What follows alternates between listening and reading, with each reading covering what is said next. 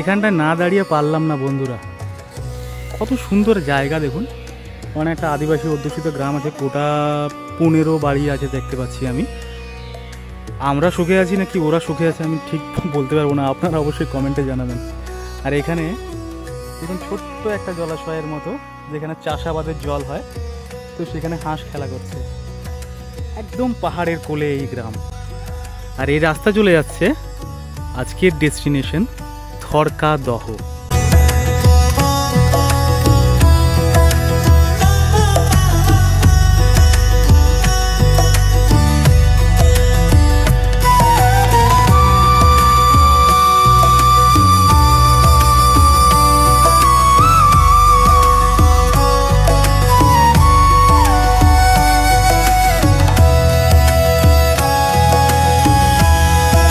বন্ধুরা এখন আছি আদিবাসী অধ্যুষিত গ্রাম থরকাদহ। গ্রামটার গ্রাম আছে ডিএস সামনে।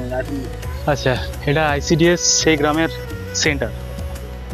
হ্যাঁ, একদম পাহাড়ে, আমি যে রাস্তা দেখালাম আপনাদেরকে সেই পাহাড়ের কোলেই এই গ্রাম। এই দাদা আজকে আমাকে একদম অড জায়গা, যেটা ইউটিউবে আপনারা পাবেন না, আমার ভিডিওতেই সম্ভবত প্রথম, এবং গুগল ম্যাপেও নেই। মনে রাখবেন, এই জায়গায় যেতে গেলে আপনাদের যে দুটো জিনিসের খুব প্রয়োজন টাকা পয়সার থেকেও বেশি, সেটা হচ্ছে একটা ভয়হীন হৃদয়। বিকজ আমি যে জায়গাটায় যাচ্ছি এটা আমি ফুল ভিডিও করছি, এবং এই ফুল ভিডিওটাই আপলোড হবে। পুরো অ্যাডভেঞ্চারাস একটা জার্নি। এটা গুগল ম্যাপেও নেই। আমি আবারও বলছি, নিজেরা এলে পারবেন না, ঠিক আছে? একা ঘুরতে পারবেন না, বন্য জীবজন্তুর ভয় তো আছেই। গাড়ি আসে না এই রাস্তায়, আপনাকে হেঁটেই যেতে হবে। এই কাকা নাম কি আপনার? প্রধান মুর্মু। তো প্রধান মুর্মু কাকার সাথে আমি যাচ্ছি এখন। দেখা যাক, সাপ ঘোড়া দেখতে যাচ্ছি, আমার সাথে থাকুন। আশা করব এই ভিডিও আপনাদের ভালো লাগবে। আমি আবারও যে কথাটা বলতে বলতে থেমে গেলাম, সেটা হচ্ছে এই জায়গায় আসতে হলে আপনাদেরকে এরকমই প্রধান মুর্মু কাকার মতো এরকমই কারো একটা সাহায্য নিয়ে আসতে হবে। আপনারা একা এলে পারবেন না, কেননা এই জায়গা খুবই স্বল্প পরিচিত। কাকা, এই গুহা কত বছরের পুরনো? কত বছরের পুরনো তাও? আমি তো শুনলাম ওখানে যে একজন বয়স্ক করে কাকা ছিল ওই মোড়ে, হাটের ওখানে। উনি আমাকে বললেন যে প্রায় 1-2 বছরের পুরনো, তার থেকেও বেশি, 1-2 হাজার বছর। মানে ও বলছে যে ওর দাদা কাকার থেকেও আরো বড়, মানে অনেক পুরুষ পিছনে এখানে সাপ। হ্যাঁ, আচ্ছা। তো আমি চলেছি পাহাড়ি রাস্তা বেয়ে, হেঁটে হেঁটে এই রাস্তায় যেতে হবে। আপনারা যদি অ্যাডভেঞ্চার ভালোবাসেন তবেই আসবেন, আর আমার মতো পাগল হলে আদারওয়াইজ অ্যাভয়েড দিস প্লেস। আরেকটা কথা, যাদের অ্যাজমার সমস্যা আছে, যাদের পায়ে, হাঁটুতে, গোড়ালিতে সমস্যা আছে, অ্যাভয়েড দিস প্লেস। এইখানে আসতে হলে একটু খাটালি আছে, যে গাড়ি তো আসে না, হেঁটেই বেরোতে হবে। আর এই হচ্ছে রাস্তা। এই পাহাড়ে উঠছি আমরা এই মুহূর্তে।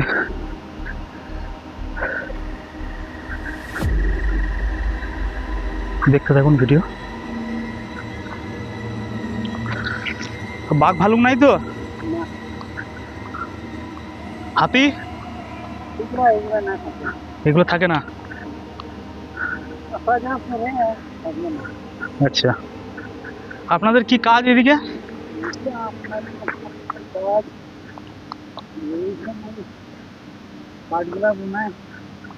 কাঠ? আচ্ছা,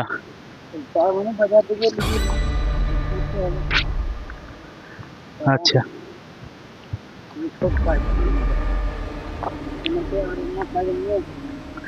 হ্যাঁ, এটা প্রত্যন্ত এরিয়া, খুবই ভেতরের জায়গা এটা।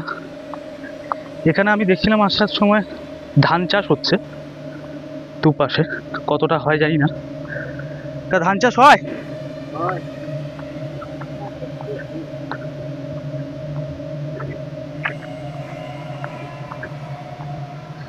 যাচ্ছি সাপ খরা দেখতে।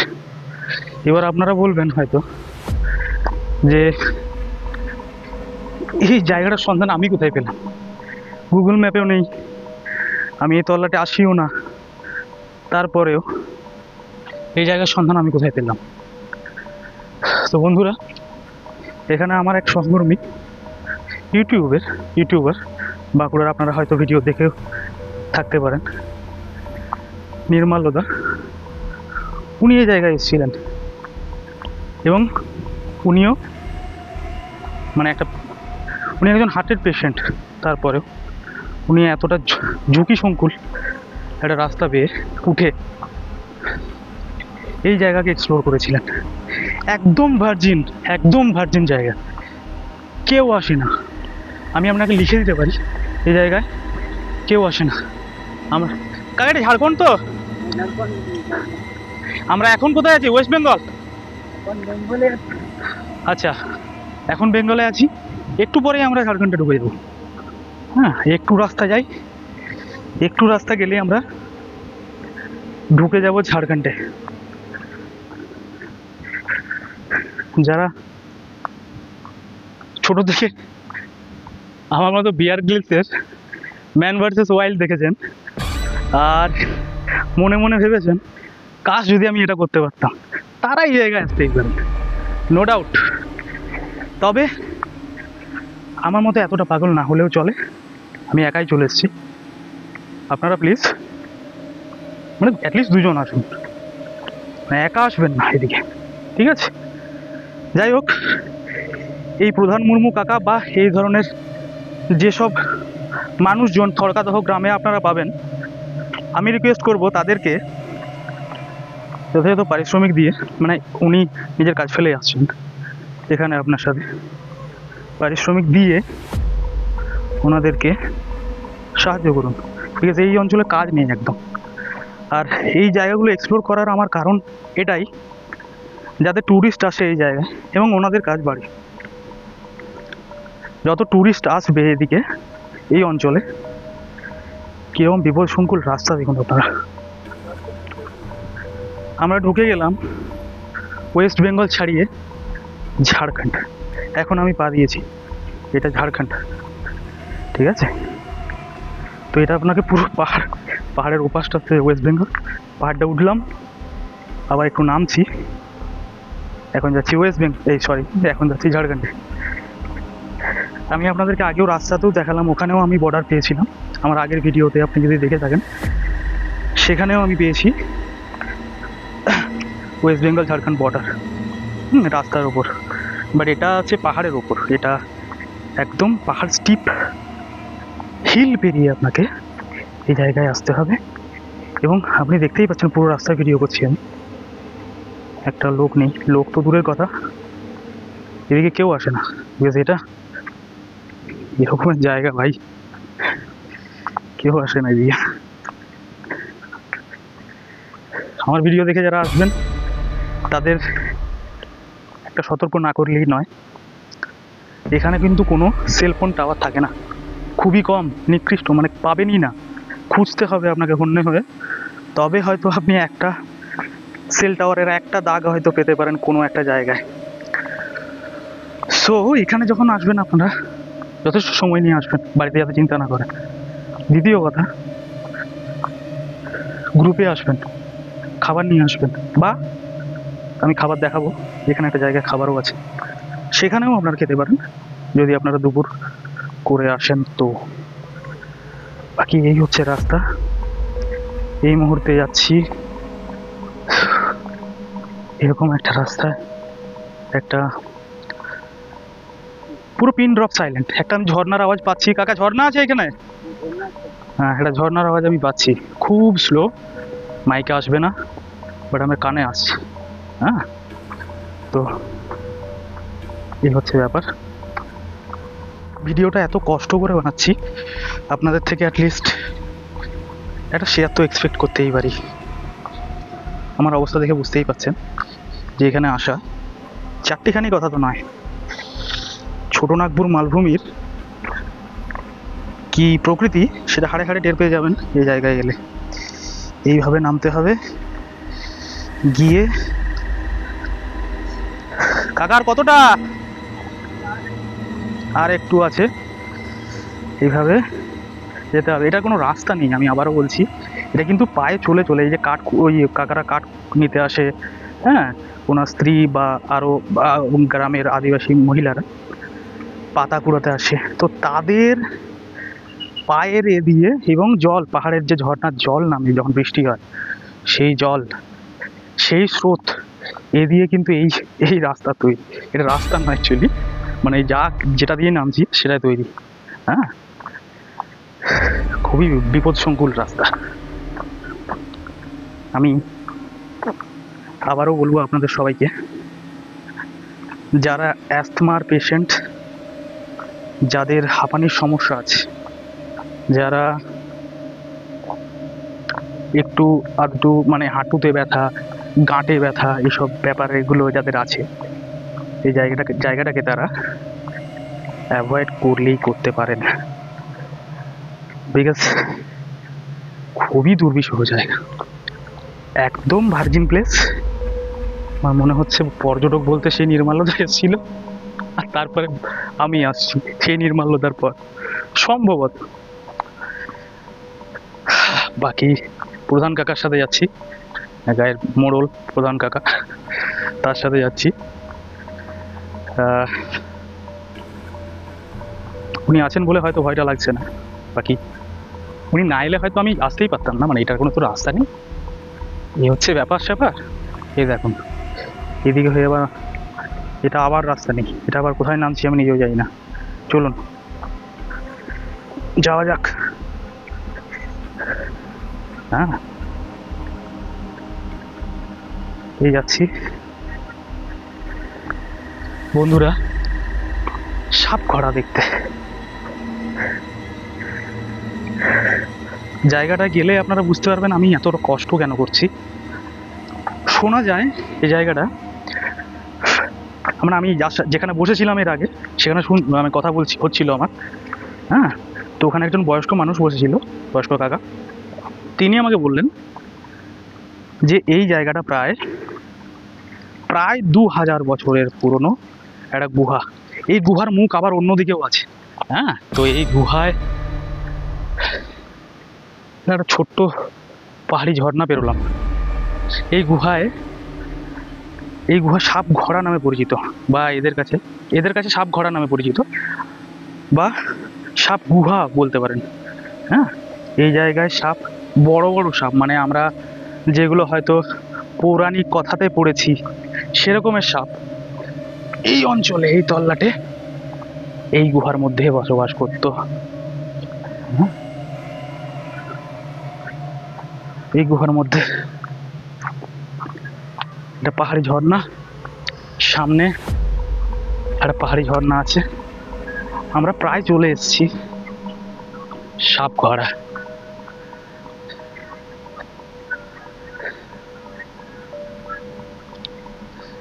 এই হচ্ছে সেই ঝর্ণা, জলের আওয়াজ জানি না মাইকে আসছে কিনা।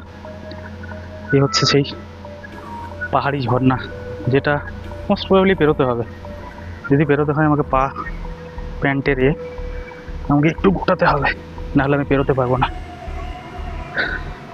লেটস হোপ কি কোনো রাস্তা থাকে যেটাতে আমরা সাপ ঘোড়াটা দেখাতে পারি। কাকা তো পেরিয়ে যাচ্ছে টপ, ওনার অভ্যাস আছে, আমি নতুন, একদম পা দেবে এই রাস্তায় যাচ্ছি। বন্ধুরা চলে এসেছি সেই সাপ ঘোড়ার কাছে। খুবই পিচ্ছল রাস্তা, সো আমাকে একটু ধরে পেরিয়ে যাই।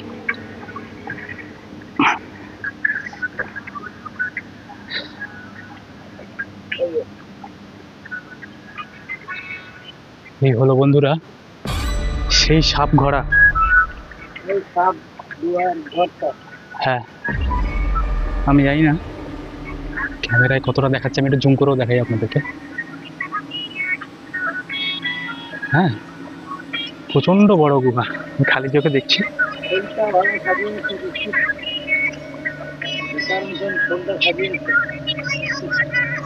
একদম একটা হট প্লেস, একদম একটা হট প্লেস, এবং তার মাঝে এটা হচ্ছে সাপ গুহা।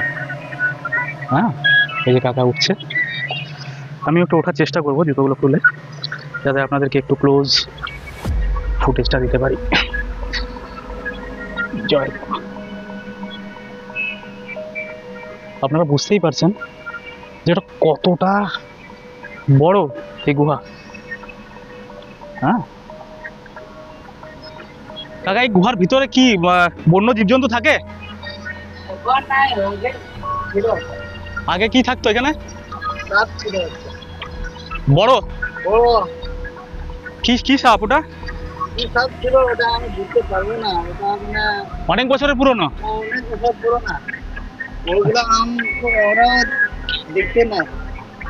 নাগ, নাগ দেবতা যাকে বলে, হ্যাঁ সেই সব সাপ এখানে থাকতো। আর এই নদীটার নাম কি? এই ঝর্ণাটার নাম কি? আচ্ছা, সাপঘোড়া ঝর্ণা। বন্ধুরা, এখন আছি সাপঘোড়ার সামনে। এই জায়গায় আসতে গেলে আমি আবারও বলছি, এরকম দাদার সাহায্য নিতে হবে, আদারওয়াইজ আপনারা কিন্তু এরকম জায়গায় আসতে পারবেন না, একা তো কোনো মতেই না। হ্যাঁ, খুবই দুর্বিষহ। এইটার মাঝে হয়ে আপনাকে আসতে হবে প্রায় 3 কিলোমিটার, তো আসা যাওয়া এই হচ্ছে ব্যাপার। এবং এখানে কেউ কোথাও নেই। আশা করব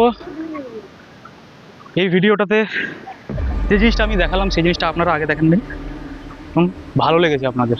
যদি ভালো লেগে থাকে আমার চ্যানেল এবং ফেসবুকে যদি আপনারা দেখছেন ভিডিওটা, লাইক করবেন, শেয়ার করবেন, সাবস্ক্রাইব করবেন ভিডিও, যাতে করে এইসব জায়গা একটা ট্যুরিস্ট প্লেসে পরিবর্তন হতে পারে এবং এই সব এরিয়ার মানুষদের কাজযোগের ব্যবস্থাও এর থ্রু দিয়ে হতে পারে।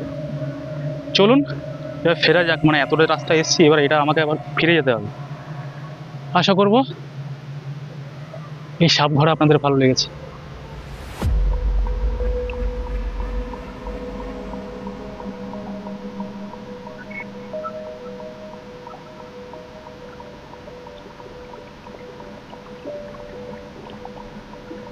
জায়গাটা অনেক দিন ধরেই আমার ঘোরার শখ ছিল। কতটা সুন্দর জায়গাটা, আপনারা আমি একবার ওদিক থেকে পুরো দেখি। এই সামনে এটা হচ্ছে থরকাদহ গ্রাম, এই সামনে। আর এটা হচ্ছে এদিক দিয়ে আপনাকে যেতে হবে সাপঘোড়া দেখতে। এরকম দুটো পাহাড়, উঠবেন, নামবেন, একটা ঝর্ণা পেরোবেন, তারপর বাট আমি বলে দিলেই তো আপনারা আসতে পারবেন না।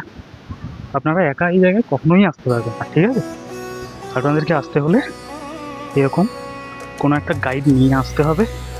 গাইডের ঠিকানা থরকাদহ গ্রাম।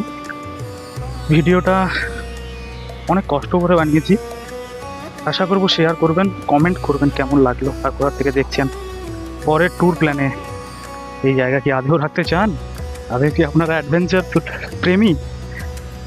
দেখা যাক, আমাকে ফেসবুকে অবশ্যই ট্যাগ করে দেখাবেন যদি আপনারা কখনো ভবিষ্যতে এই জায়গায় ট্যুর প্ল্যান করেন এবং ঘোরেন।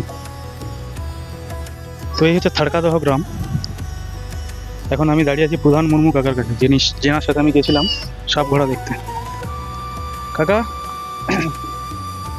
আপনার কাছে যদি কেউ এখানে আসে বাইরে থেকে ঘুরতে, সাপঘোড়া দেখতে, ঘুরিয়ে দেবেন তো? হ্যাঁ, ঘুরিয়ে দেবেন। আপনার সাথে কিভাবে কন্ট্যাক্ট করবে এখানে এসে? হ্যাঁ, ঠিক। কিভাবে কন্ট্যাক্ট করবে? আপনাকে কি এখানে এসে বলতে হবে? এখানে আসে বলতে হবে। এই ICDS, হ্যাঁ, 3 ঘন্টা এইখানে এসে প্রধান মুর্মু আপনার নাম করবেন, ওই কাকার, আপনাদেরকে ঘুরিয়ে দেবেন, আপনারা যথাযথ পারিশ্রমিক দেবেন।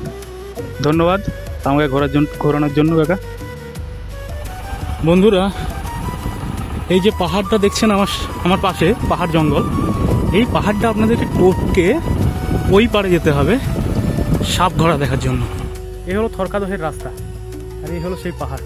যাই হোক, এবার বলি থরকাদহ আসবেন কী করে। আপনাদেরকে আসতে হবে দুয়ারসিনি। যদি দুয়ারসিনি না জানেন, আমার আগের ভিডিও দেখুন, দুয়ারসিনির পুরো কভারেজ করা আছে সেখানে। দুয়ারসিনি আসার পর আপনাদেরকে ওখানে একটা গভর্নমেন্টের প্রজেক্ট আছে রিসর্ট, হ্যাঁ, সেই রিসর্টটার পাশে ঘেয়ে বেয়ে এই রাস্তাটা যাচ্ছে। তো এই রাস্তাটা আপনারা পেয়ে যাবেন সেখান থেকে, ঠিক আছে? এই রাস্তায় সোজা গেলেই ওখানে থরকাদহ গ্রাম, এক আদিবাসী অধ্যুষিত ছোট্ট গ্রাম। পার্ডন মি, আমার এই মুহূর্তে অবস্থা খুবই খারাপ, মানে আমি খাইনি, এবার গিয়ে খাবো ওখানে গিয়ে। তো আমার চুল এবং মুখ চোখের অবস্থা খুবই খারাপ, আমি বুঝতে পারছি, ভিডিওতে সেটা স্পষ্ট হচ্ছে। চলুন যাওয়া যাক। মেঘের অবস্থা খুব একটা ভালো না, ওখানে গিয়ে বসে কথা হচ্ছে।